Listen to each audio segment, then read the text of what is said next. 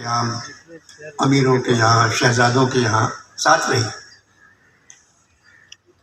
मगर उसके बारे में जो कोई लिखा लोगों ने, अच्छी शायरा थी, उर्दू के ख़मीर से वाकिफ़ थी, महज़्ज़ब और शरीफ घराने से ताल्लुक़ था, गाने और नाच का शौक़ था।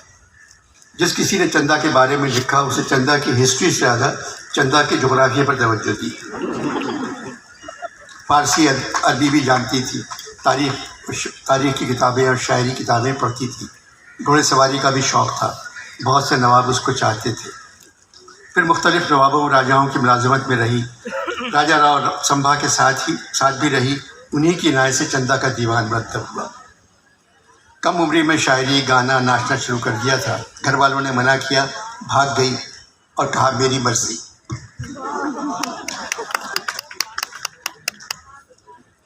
ये राइट का स्पीकर बंद हो गया था, देख ले। चंदा का अपना एक कुतुब खाना भी था, सारा दिन हज़रत अली को याद करती रहती थी। नाच गाने की ज़िंदगी गुजारने के बाद भी उस ज़माने के तनकीद दिगारों ने लिखा, चंदा की निजी ज़िंदगी पाकबाजी का नमूना थी। नमाज, रोज़ा और तिलावत कलाम अली की अक़ीदतमंद। चंदा की हर गज़ल के मक़ते में हज़रत अली का जिक्र ज़रूर आता था।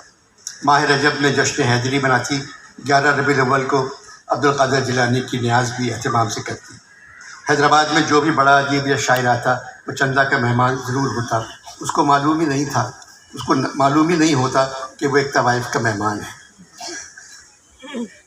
चंदा ने शादी नहीं की, ज़िंदगी भर सोने चांदी में खेलती रही, ज़र जवाहिर बेदर लुटाती रही। फिर भी उसके ख़जाने कभी खाली नहीं हुए। चंदा की मौत के बाद चूँकि उसका कोई वारिस नहीं था, इसलिए तमाम जायदाद, जैसे बहुत सी इमारतें थीं, सरकार ने ज़ब्त कर ली, जिसमें कुछ हिस्सा चंदा की कनीज़ों में तकसीम किया गया, जिनकी तादाद 100 के करीब थी। उसकी कनीज़ हसीन लका के हिस्से में जो जायदाद आई वो एक इमारत थी जिसमें आजकल हैदराबाद दक्कन में नामपल्ली गर्ल्स स्कूल कायम है। नकद 1 करोड़ रुपया छोड़कर मरी थी। मैं टेलीविज़न के लिए माला का चंदा पर एक खेल लिख रहा हूँ। उसकी हर गज़ल में 5 शेर होते थे। किसी ने पूछा हर गज़ल में 5 शेर क्यों? चंदा ने कहा पंजतन पाक। अब जरा चंदा की शायरी सुनिए। हर मक्ते में तो अली का नाम आया है, मगर उनके 2-3 शेर हैं शुरू के। गुल के होने की तवक्को पे जिए बैठी है, गुल के होने की तवक्को पे जिए बैठी है, हर कली जान को मुट्ठी में लिए बैठी है। अगर दाम से अपने हमें आज़ाद करोगे, फिर किससे ये कुंजे कफस आबाद करोगे। अब चंदा की गज़लों के मक्ते। बहादू नामे आमाल चंदा बहरे जोशिश में, बहादू नामे आमाल चंदा बहरे जोशिश में, जो मेरी जुर्म बख्शी को अलीसा मैं फरोश आए, जो मेरी जुर्म बख्शी को अलीसा मैं फरोश आए। चंदा की है ये अर्ज़ के दोनों जहान में, अपनी तरफ ही रखियो मेरा बूतराब दिल।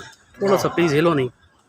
रोशन रखो जहाँ में मौला मिसाल महर, चंदा के मुँह से नूर को तुम दूर मत करो। यही अर्ज़ है मेरी मौला अली, तेरा हाथ चंदा के सर पर रहे। हर मक्ते में हज़रत अली का जिक्र है। गुलशन नजफ़ में तेरे हाथ या अली, चंदा सी अंदरी बे गज़ल खां की एहतियात है। गुलशन नजफ़ में तेरे हाथ या अली, चंदा सी अंदरी बे गज़ल खां की एहतियात। गर्मी वो होवे हुस्न में चंदा के या अली, जलवे को उसके देख के बस लौट जाए बर्क़।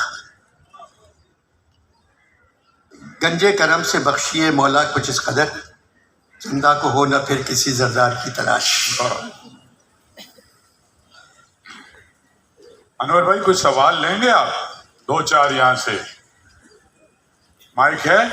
नहीं, मैं बोलिए ऐसी, मैं अपनी तरफ से बताऊँ। उन्होंने ये पूछा माइक है यहाँ? वो ये खातून पूछ रही हैं आप क्यों जिंदा हैं। जी अनवर भाई, आपको तो ये नहीं कहना चाहिए।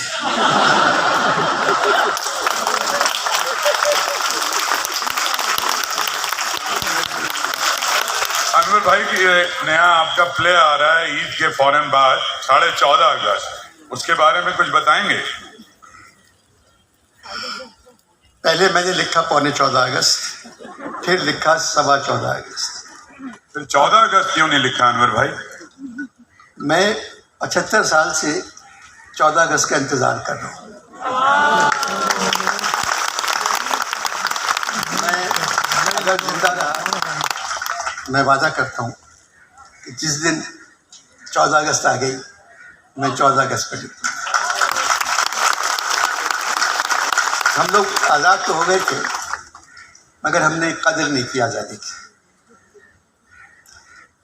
कायद-ए-आज़म ने तो हमें 14 अगस्त का दिन दिला दिया, मगर उनको दूसरे दिन ही अंदाज़ा हो गया था कि ये नहीं है। फैज़ साहब ने तो 14 अगस्त पे लिख दी थी 1947 14 अगस्त, ये दाग दाग उजाला, ये शब गज़ीदा सहर, वो इंतज़ार था जिसका ये वो सहर तो वो सहर आई नहीं अब तक हमारे पास। इंशाल्लाह आएगी ज़रूर, हम नहीं देखेंगे, मगर नौजवान जो इस मुल्क के हैं, चाहे लड़कियां हैं चाहे लड़के हैं, अल्लाह ने इतना दिमाग दिया है, इतना टैलेंट दिया है कि ये ज़रूर 14 अगस्त देखें। भाई 14.5 के बारे में कुछ बताएंगे? 14.5 अगस्त जो है, अभी तक गांधी नहीं आए थे। 14.5 अगस्त में गांधी और कायद-ए-आज़म है, इन पर किसी ने मुकदमा किया हुआ है कि हिंदुस्तान को इन दो आदमियों ने तोड़ा है, तोड़ के टुकड़े कर दिए हिंदुस्तान के। तो जिम्मेदार जिन्ना है या गांधी है। तो जज ने इन दोनों से कहा कि आप 4 जगह जा सकते हैं और मालूम करें जिम्मेदार आप हैं या गांधी है। जिन्ना से कहा कश्मीर जा सकते हैं आप, लाहौर जा सकते हैं, दिल्ली जा सकते हैं और लंदन।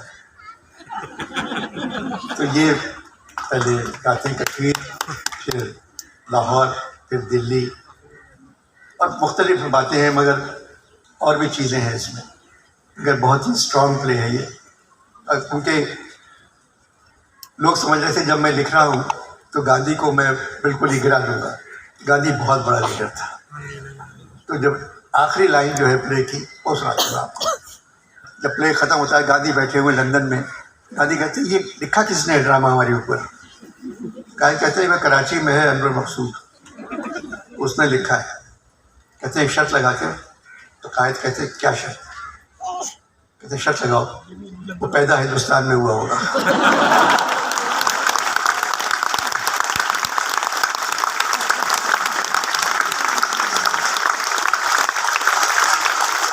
और गांधी को भी धोती पहने हुए हैं और लाहौर में बैठे हुए हैं।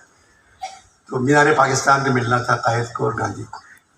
तो मीनार पाकिस्तान को धोती पहने बैठे हुए, लट लिए हुए, इस तरह चादर डाले हुए। तो एक प्रोस्टिट्यूट आती है हीरा मंडी से निकल के, वो गांधी को देखती है और कहती है उम्रा करके डायरेक्ट एयरपोर्ट से आ गए।